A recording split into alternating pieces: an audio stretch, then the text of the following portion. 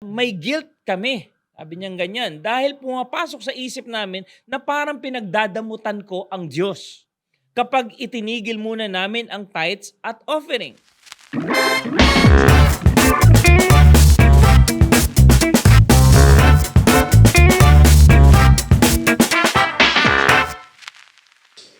Hello, Hello. kamusta po ang bawat isa? Welcome ulit sa ating Payong Kapatid. Nako, andito po siyempre si Berwin at si Erwin at si Attorney. Kaya naman napalad ho tayo, magkakasama tayo ngayon. Siyempre ang inyong lingkod, si Kuya Bong. Attorney, baka may gusto kang sabihin sa kanila. Yan. Yes, dumadami na po ang ating platforms ngayon, no? So, meron na rin po tayong TikTok, na Yun. Gen Z. Oo. Meron na rin po tayo sa Instagram, YouTube, Facebook, yan. At Spotify din, di ba? So, ang labak na ang ating platform. So, kung meron kayong time, please subscribe to our channels. At pwede rin pong maaaring i-share. Oo. And mag-comment kung meron kayong mga feedbacks and comment. Or pwede rin po kayo mag-inquire sa aming NGL for any questions at sa mga payo. Tsaka ito po, Attorney, bago po ito, Pastor Bong, Kuya Bong and Kuya Erwin. Under process na rin po yung bago nating platform. Friendster po. Friendster, meron po. Abangan niyo po. wala yun. Wala na pala. Wala ko naman bago yun. Wala Sinabasa yung ako. Friendster Sorry, na yun, sorry, di ba? sorry. Ancient. Buti ko sabihin, ano yun? Multiply.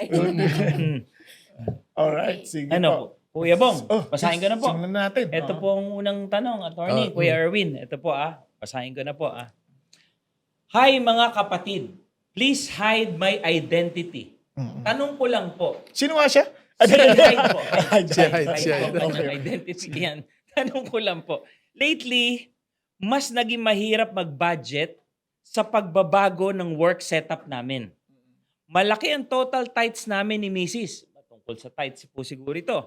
At nag-aalala ako sa future namin dahil wala kaming savings o safety net na good for 6 months. Kaya kami nag-aalala. Kung sakaling lumala ang sitwasyon at ma-layoff kami pareho, sa gulong nangyayari sa mundo, posible talaga maapektuhan ang trabaho namin.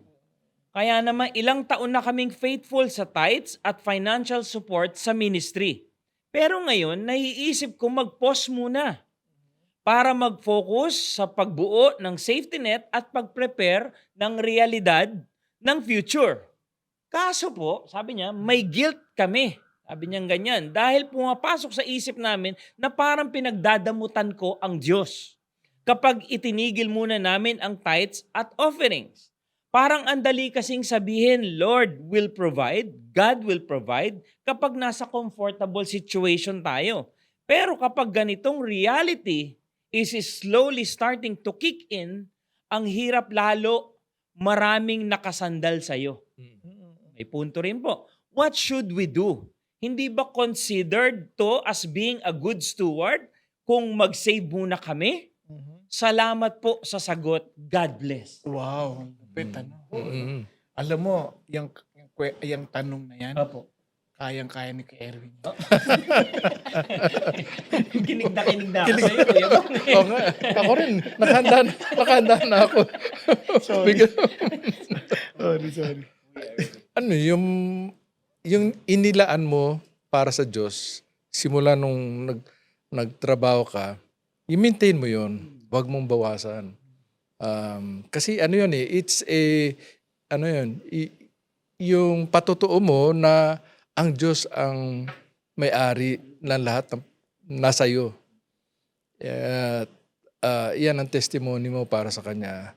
Yung sasabihin mong itigil muna tapos mag-save, nagawa na rin ng mga karamihan yan. Ang testimony nila, hindi rin umubra, nawala din lahat. Hindi sapat para sa pangailangan nila. Kaya nga God calls upon us to give to the church, to Him. Ang ano diyan, ang basis niyan ay yung trust. Yan ang have faith. Kasi ang buhay Kristiyano is all about walking by faith. So, wag mong tanggalin yun, wag mong bawasan yung tithe. Bigat, ano? Actually, hahatiin natin yung pinaka-tanong niya sa maraming factors, no? One, giving. Yung isa naman, worry. And pangatlo, savings. No? Yung, bahagi kasi ng savings dun yung yung financial management, di ba? At saka maraming siyang Oo, marami siyang sinusuportahan. suportahan. Yun, Oo, maraming bagay talagang involved dito no? Una, yung idea ng worry. Sabi ng Lord, sa halip na mag-worry ka, mag-focus ka sa Kanya. Kaya nga, have no anxiety about anything. But in everything, with thanksgiving, let your requests be made known to God. And the peace of God, which surpasses all understanding, will keep your heart and mind in Christ Jesus. Diba? So, napaka-importante nun. Kasi, sa halip na nag-iisip na tayo na agad ng mga gagawin natin, dahil hindi naman natin maipagkakaila sa maraming nangyayari sa atin dito. Paano hindi mo alam, anong mangyayari sa amin? Diba? Kung yung aming, wala man lang kaming savings, no? Ang tawag pa nga ay safety net. Paano yan? Diba? And the truth is this, our safety sa kinabukasan is in the hands of the Lord. Wala naman talaga yan sa ating effort na sarili. But of course, God is not saying that we're not to be responsible. Yun yung sasabi ni Karen. Kaya napaka-importante na we need first to be faithful to the Lord. No? Ngayon, kaya sabi ng Bible, if you know that what is right and you're not doing it, it's sin. Kasalanan yun. Ayaw ng Diyos yun. Alam mo kung ano yung tama mong gagawin. Ngayon, ano dapat nating gawin? Di ba? Kasi paano nga naman yung savings namin? So una, tingnan, yung budget mo, nakalatag yan eh. Yung cash in mo at saka yung cash out. Tingnan mo muna ano yung mga cash out na unnecessary. No? Kasi baka naman may mga unnecessary cash outs na pwede mo na siyang tanggalin or palitan. Di ba? Kunwari, yung cash out ng pagbili ng, ito simpleng yung mga kainan. Di ba? So, yung kaya mo namang hindi na dun sa mamahalin, medyo dito ka magbago ng iyong standard. Di ba? Ganon. Maraming ganong paraan. No? Yung iba naman, katulad na sabi mo, may mga raming umaasa. Tingnan mo rin, sino na ba dito yung umaasang ginawa na akong Diyos? Kasi delikado rin yun eh. Sabi kasi ng Lord, if we become indispensable to, and actually si Oswald Chambers nagsabi no, if you make yourself indispensable to anybody, you're no longer doing the will of God. Kasi nga parang Diyos ka na eh. Di ba? Dapat hindi ka pwedeng maging Diyos to anyone. We also need to teach them to depend on the Lord. So tingnan mo rin yun. Baka naman itong maasa sa akin, ginawa na ako Diyos. Parang inasahan na ako lalo. No? And alam nyo, kung nagtatrabaho pa kayo sa ibang bansa, malungkot kung sasabihin sa inyo, minsan, yung mga kamag-anakan natin na masyado nang umaasa sa atin, ultimong sipon, itatawag pa sa atin. Di ba? Sa mga kapatiran natin. Tapos, ang malungkot, pagdating mo, may bagong cellphone. Yun pala, parang yung sipon, cellphone pala yun. Sipon eh. Mali. Parang alam mo yun. Yun yung problema minsan na na hindi na natin sila natuturuan na maging responsable. Diba? So ngayon, doon tingnan natin. So doon natin kukunin yung ating savings. Now, hindi rin masama. Baka naman talagang nasobrahan ka din sa pagsusuporta naman sa maraming bagay. So tingnan mo rin, baka naman may mga bagay din na pwede mo ring bawasan doon. Hindi naman kasi sabi na obligado ka na dyan o kaya lang. You have to also consider those na baka naman nasobrahan ako dito. Ito may maintain ko to. Ito, kailangan ko ng bawasan ng konti.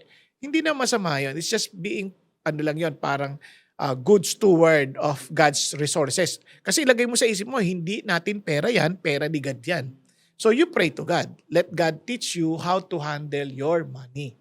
Yan. How to dispense it, di ba? How to use it. Yan. Kaya nga lagi kong pinapalala, kahit ako pinapalala sa sarili ko, before you add to cart, you check your heart. No? Diba? Before you pay, you pray. Parang bago ka bumili, bago ka magbayad, pag-pray mo muna, will this really help? Is this really something worth buying? At ito ba pleasing sa Diyos? Crucial yun eh. And alam niyo, marami akong bagay na hindi binili, pero somehow biglang may nagbigay pala. Diba? Parang ganun. So, si Lord na una na. Ayan. Meron mga bagay na na ayaw kong bilhin, pero pinabibili. Parang ganon. So, hindi mo alam eh. Basta ang mahalaga, gawin mo yung pinagagawa ng Diyos. Amen. At may babasahin ako sa inyo. Ayan. Kasi nakita ko to nakakatuwa. Sa isang aklat na ang titulo ay From This Verse ni Robert Morgan, meron siyang kwento. And I'm very happy to say na itong kamag-anak niya, na-meet ko personally sa US. Ayun. Kaya kwento nila, kamag-anak ko yan. Sabi gano'n, nakakatuwa. Sabi niya, sa aklat niyang Proving God, si Al Taylor nagkwento ng storya ni Arlie Rogers of Selma, California. Si Arlie Rogers, yun yung namit kong kamag-anak. Yung kamag-anak ni Arlie, who came to be known as the Sweet Potato King because of his vast farming operation in the San Joaquin Valley. Si Arlie and his brother first arrived to California with little money by scraping and saving, and they finally managed to purchase a farm. At that time, the money crop was cotton. So the two brothers invested every penny they could get in sowing cotton. When the cotton, hindi ko alam what cotton or cotton, when the cotton plants were just out of the ground, a great sandstorm blew through the valley, destroying everyone's crops. So the Rogers brothers were disconsolate. Siyempre, lungkot nila, parang ubos eh. Itong si Arlie, tinawagan yung church. Carly called the church and asked the pastor to visit. Yan. As the pastor Burnham walked across the devastated fields, the brothers poured out their troubles. Talagang binuhos na nila yung anlang puso. Everything we had was in that crop. We don't have any money or credit left to replant. So, hindi natin naghahawak ang kinabukasan eh. We don't know really what will happen next, diba? Or in the future. We are completely ruined. Now we will lose everything. Yun ang sabi nila, wala na talaga. So Pastor Burnham knew these brothers as dedicated Christians, active in the church, and faithful in giving their tithes to the Lord. Squinting at them, he replied, "No, fellows, it's really not that bad. The God we serve raised His own Son from the dead after 3 days. I know He can raise cotton." Diba? Lupit no? With that, the pastor sank to his knees in the dirt and prayed a simple little prayer. "Father," he said, these men are tithers. You said you would rebuke the devourer for a tither. I'm asking you to manifest the power of your word and fulfill the promise right here in the cotton field. Bring this cotton back and give this man a good crop in Jesus' name. Amen. Nakakatawa. And he rose, brushed the dust from his knees and said, "That ought to take care of it." Yun na. Okay na yan. And it did. A few days later, the Roger brothers called him back. There, before their eyes, a good crop was raising from the ground. God has rebuked the devourer.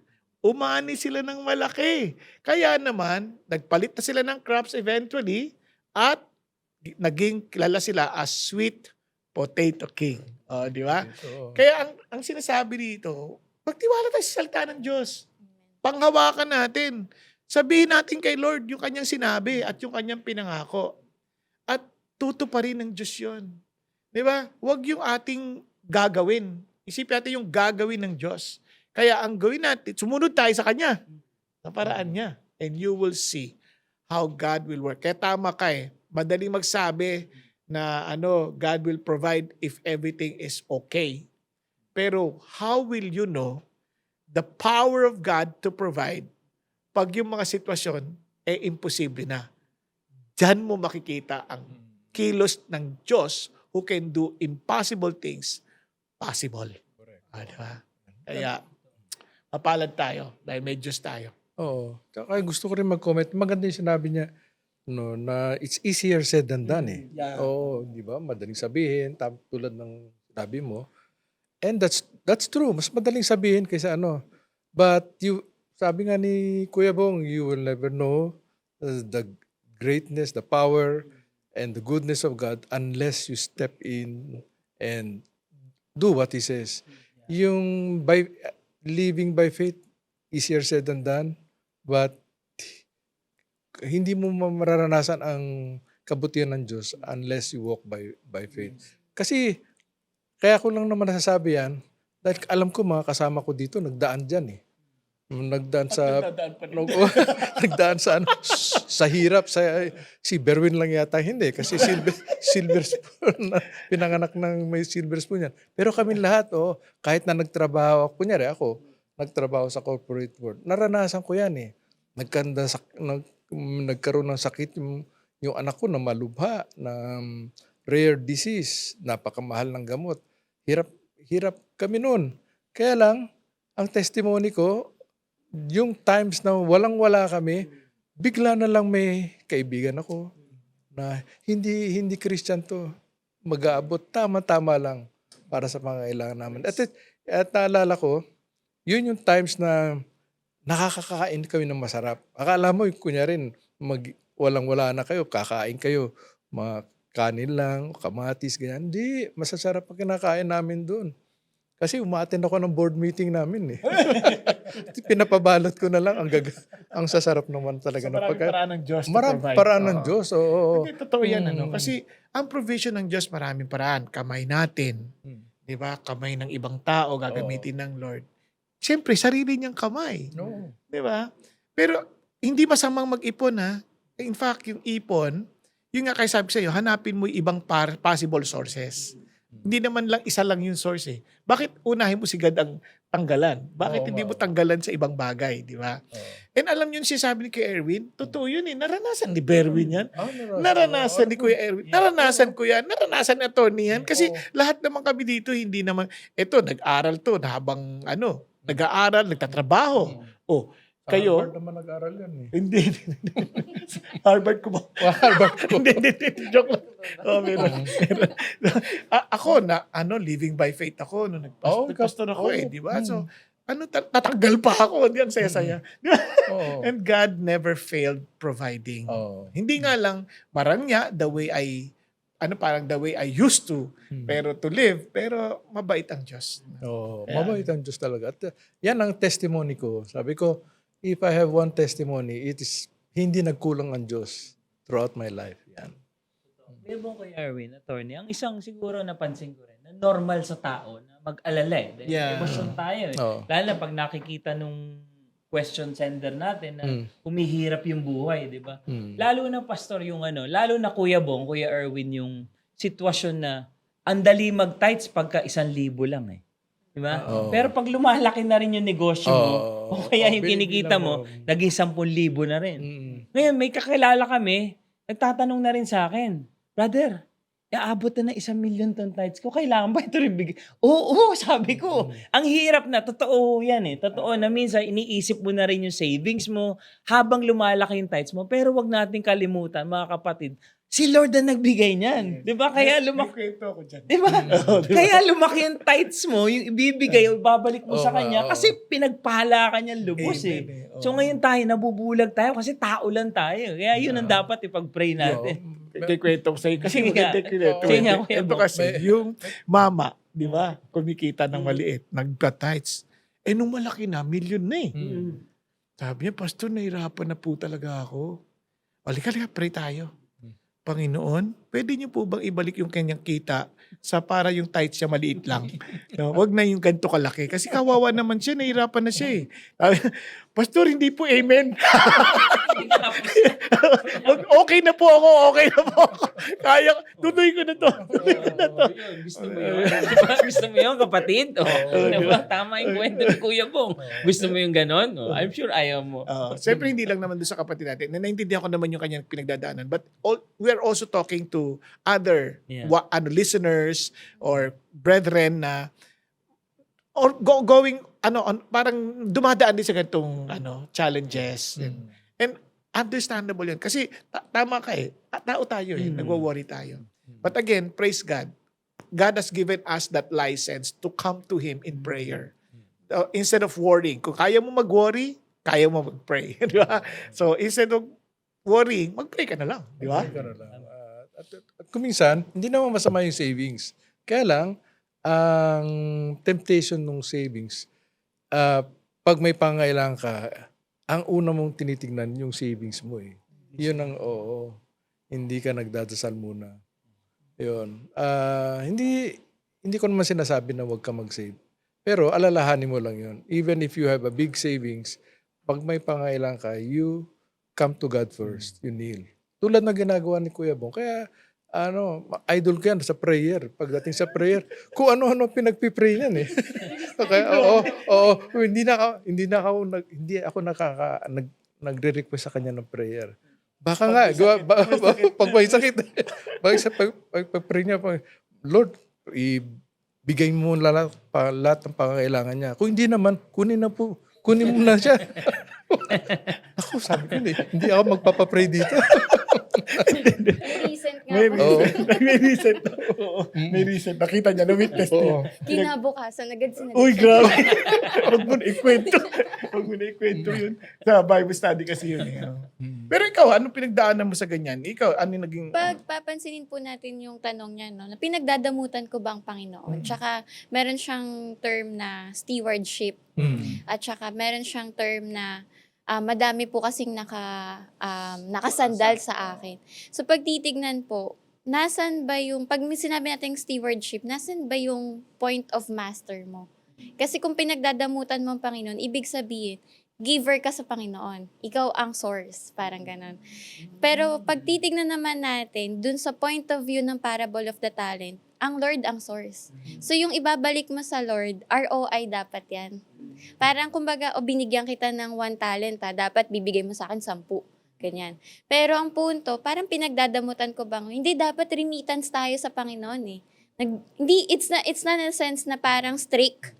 'Di ba? Pero na-strict na kailangan ka mag-remit sa Panginoon. Pero bukal dapat sa loob mo, sabi nga ng Micah, 'di ba? Or 2 Corinthians, na dapat bukal ka sa loob mo kasi after all, ang master na nagbigay sa'yo ng talent at ng resources na yun, tama si Berwin, ang Panginoon. Kaya dapat hindi maging connotation na nagdadamutan kong Lord. Kasi yung buhay pa lang, ma-confine ka lang 1 milyon na, di ba? Di ba? Ma-confine ka lang sa isa ospital, 1 milyon na. Paano kung sabi nga ni Kuya Berwin, gusto mo yun? Di ba? Parang, yun yung pasalamat na lang tayo na we're not in the bad position, pero nakakapagbigay pa rin tayo sa Panginoon. Kasi the mere fact that we have the opportunity to give to God is actually a privilege na, Lord, nakakapagbigay ako kahit hindi ako actual na nakakapagserbisyo sa kingdom mo. Kasi others would want to serve in the kingdom pero di nila kaya. Pero itong offering and tithes ko, ito lang yung kaya ko as of today na may bibigay ko. Pagkakait ko ba pero binigyan mo ako ng buhay. Pero hindi nung word mo, no? Ano yun? ROI ni Lord yun eh. It which is true. Totoo. Kasi minsan nakala natin, hindi kailangan ng Diyos ang pera natin. In fact, siya nag-bless sa atin, binabalik na nga lang natin. Kaya no wonder, ang word na terms of tithes, bring back. Hindi Bring give. your tithes, Bring your tithes to the storehouse. Dalin mo. Hindi give. Kasi may rin yun no? May connotation na akin talaga yan. Ibalik mo yan. Parang ganun. Although, siyempre, iba-ibang pananaw ng, ng mga iba't ibang scholars about that issue ng tithing. Pero nonetheless, yung tama ka, you're not actually giving it from your pocket. You're just giving it from from God's provision. Amazing, no? Kaya, praise God. Praise God. Okay. Kaya dun sa batas po parang meron ding succeeding provisions na dapat spouses muna ang support, after nun legitimate ascendants, descendants. So ibig sabihin kahit sa mata ng batas, lilimitahan mo kung sino din ang susuportahan mo. Unahin mo yung immediate family mo muna, tsaka na yung half brothers and sisters. Nandun pa nga sa half brothers and sisters, hanggang dun pa nga lang, hindi na yung extent na tita, auntie, parang gano'n. So yun yung mga obligation to support. Ngayon tama din si Kuya Bong na kung lahat ng sakop, gusto mo nang suportahan, tapos ang kukwestiyonin mo pa, pinagdadamutan mo, Panginoon. Hindi ba't anak din sila ng Diyos para i-provide yung pangangailangan nilang yun? Si Lord ang mag-provide. Si Lord ang magpo-provide para sa kanilang sipon. Yes. Sipon. Ang bilis. Praise So, yun po. Saka, Kuya Bong, attorney, Kuya Erwin, yung binabanggit niya dito na at least sana meron siyang safety net na 6 months. Sa amin hanggang ngayon, sa totoo lang, hindi ganun kahaba o laki yung savings eh. Kasi sa amin, marami kaming pinagdadaan na nagbibigay si Lord araw-araw, never nagkulang sa amin. siguro pagdating dun sa pag-manage ng budget sa bahay, kahit siguro iksian mo yung safety net mo kahit hindi 6 months. Baka may pressure din minsan kung paano tayo mag-save ng budget. Baka pwedeng 3 months lang, 'di ba? Tapos iasa lang natin kay Lord, and siguro number 1, unahin natin si Lord. Parang sinasabi natin lahat, 'di ba? Ibalik natin sa kanya, tapos iksian mo lang 'yun para ma-less yung worry natin. Kasi minsan pag pinagsabay-sabay mo, kakargahin mo talaga lahat ng kailangan mo isipin o pagplano, pag-budget. So sa akin po, sa akin personally, Ang safety mo sa Lord. sa Lord, correct. Ngayon, ang ano lang, parang proper stewardship when it comes to savings, dapat iniisip mo hindi lang emergency savings. Ang iniisip mo, investment savings. So kung meron kang savings, ini-invest mo yan, pinararami mo rin yan, pinaiikot mo rin yan, parang ganun. So hindi lang basta ipon ka lang. Kasi you need to be wise talaga. Kaya sabi ng Bible, be wise as serpent and meek as dove. Diba? So hindi ka lang nag-iipon para pagka nakasakit ako, hindi ganun. Nag-iipon ako, makikitain ko to. At the same time, meron din ako emergency, syempre. Pero yung investment, tuloy-tuloy siya eh. Dumadami siya. Parang nagkakaroon ka ng side, extra income. Ganyan. Matalino, ang Diyos ang daming katalino ang ibibigay sa'yo. Exactly.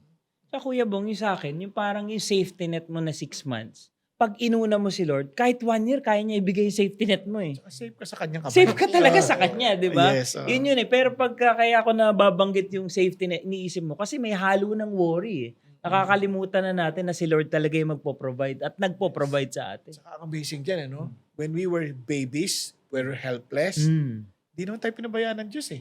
The mere fact na umabot tayo sa ganitong edad, the Lord provided from the very beginning. The worries that we had in the past, magugulat ka. Napaglagpasan mo na eh. Di ba? Ay, nga, tapos na pala yun. Ang iba na yung wino-worry mo ngayon. Ano ba yung worry mo? Kung mamatay ako, ano ba yung worry mo? Dalawa na lang pupunta mo eh, langit or impyerno, di ba? O at least kung sa langit ka, ano ba yung worry mo? Kung impyerno ka, magsisi ka na ngayon para hindi ka na mag-worry tungkol doon, di ba? Okay. Okay. Kasi meron nagsabi, kung impyerno naman, wag ka na malungkot, wag ka na mag-worry, nandun na marami mong kasama. Hindi totoo yan. Hindi totoo yan kasi hindi biro ang impyerno. Yeah. It is something that we need to take seriously. Kaya nga, kung feeling mo, ma-impyerno ka, bakit hindi ka na makipag-ayos kay Jesus ngayon? No? Makipag-ayos ka na kay Lord, di ba? Hindi ka na mag-worry. Okay. Nako, Kuya Berwin, mukhang marami ka pang tanong, pero siguro sa next episode na lang natin yan, kasi baka mahaba rin yan eh. Konti na lang po to, Kuya Bong. 36 questions na lang po to. Konti na lang pala. konti Sige, di na ba? lang, oo. Subukan natin sa susunod na session. Sa 35 na lang. Nakakatuwa naman si Berwin, napaka-positive thinker. Di ba? 36 na lang. Di ba? Kayang-kaya sa 36 minutes. Alright, sige. Nako, siguro napakaganda nito, no? Kuya Berwin, Kuya Erwin, Attorney, baka makapagbigay na kayo ng inyong mga last encouraging words, no? Para sa ating mga taga-subaybay. Ako na po muna. Kuya Bong. Siguro po, kagaya nga ng number 1 na ang gitna ng usapang ito ay sa Panginoon lahat, di ba? Sa Panginoon, yung relasyon natin sa Kanya, kung paano tayo bilang anak niya, paano niya tayo hindi pinabayaan, yun ang ating pananampalataya na hindi siya kahit kailan magkukulang sa atin. Ito may patungkol dun sa paghati ng usapan na shinare ni Kuya Bong kanina, yung worry, yung savings, yung tithing, lahat ito ang sentro Panginoon. So wala tayong ibang aasahan. Sabi ng Matthew 6:33, unahin natin siya at lahat ay ibibigay niya. Sa bandang uli, hindi siya magkukulang. Unahin natin ang Panginoon. Yun lang siguro. At yung bukas, wala nakakasiguro kung anong bukas. Parang hamog lang tayo. Totoong hindi na natin alam kung anong mangyayari bukas. Kaya sa akin po, maganda yung nag-i-invest. Pero kapatid, hindi natin alam kung anong mangyayari bukas. Number 1 ay ang Panginoon. Unahin natin siya, sundin natin siya. Sa Kanya tayo umasa. At yung salitang binitawan ni Kuya Erwin, yung trust, magtiwala tayo sa Diyos. Maganda yun, yung nakatuon ka sa Diyos. Kasi ang Diyos ang may-ari ng lahat eh. Tutusin mo. Kaya maganda yung sinabi ni Pablo, my God shall supply all your needs. According to His riches, hindi according to our riches. Unlimited yung kanyang resources eh. Kaya doon na tayo magtiwala. Trust talaga ang keyword dyan. Siguro po ako yung konsepto ng pagbibigay natin sa Panginoon, nakadikit dun sa ating pagmamahal sa Panginoon or yung intimacy mo. Kung gaano kalawak yung pag-ibig mo sa Kanya na siya namang ding una nagbigay sa'yo, maaaring ganun yung kalaki ng capacity mo magbigay sa Panginoon. Kasi dun mo nakita na, Lord, kahit ngang wala ako, minahal mo ko. Ito pang maliit na bagay na pwede kong ibigay sa'yo, kahit pa umabot to ng 1,000,000. Kasi 1,000,000 maaaring mawala na lang ng isang iglap kung may digmaan, 'di ba? Kung ano na nang mangyari sa buong mundo. Pero ang tanong, ang safety ba natin ay yung finances natin or yung ating financial na kapasidad?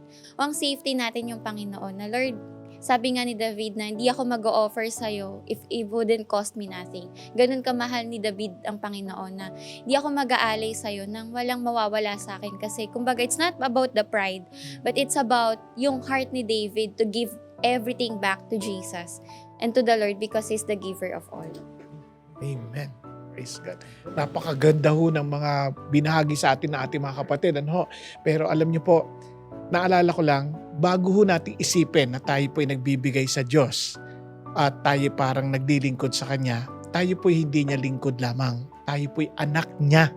Di ba? We are first loved by God more than being useful. Kaya bakit ko po kailangan diinan yan? Kasi minsan nakakalimutan natin that God cares for us so much that He wants us not to worry. Kaya nga, di ba, cast all your cares upon Him for He cares for you. Di ba? Napaka-importante nun. Kaya, ang tanong lamang ay, ano ba ang relasyon mo sa Diyos? Ano ba tingin mo talaga sa Kanya? Diba? When we look at God as powerful, sovereign, loving, and He is our Father, anong dapat mong katakutan? Wala. Kaya if God is with us, who can be against us? Di ba? Kaya naman, sabi ng Lord na ayaw niya na ang sino mang maging mayabang because God is opposed to the proud. Ano ibig sabihin ng pagiging mapagpakumbaba? Laging nagpapasakop sa Diyos. Kaya tayo po'y lagi magpasakop sa Diyos. Lapit tayo sa Panginoong Jesucristo. Siya po ang namatay sa krus para sa ating kasalanan at nabuhay na magmuli. At kung hindi pinagkait ng Diyos ang kanyang anak, ano pang ipagkakait niya sa atin? Kaya naman, kung naniniwala tayong niligtas tayo ng Diyos sa walang hanggang kapahamakan, paano pa yung pang-araw-araw nating pangailangan? Wala yan. Ha? Ano lang yan, maliit na bagay lang yan para sa Panginoon. Dahil yung pinakamalaki nating problema, sinagot na niya. Amen. Kaya mga kapatid, ano man ang pagdaanan natin sa buhay, umulan man, Umaraw. O bumagyo? at kung kailangan nyo po ng payong, andito po ang Payong Payong Kapatid! Yahoo! Yan.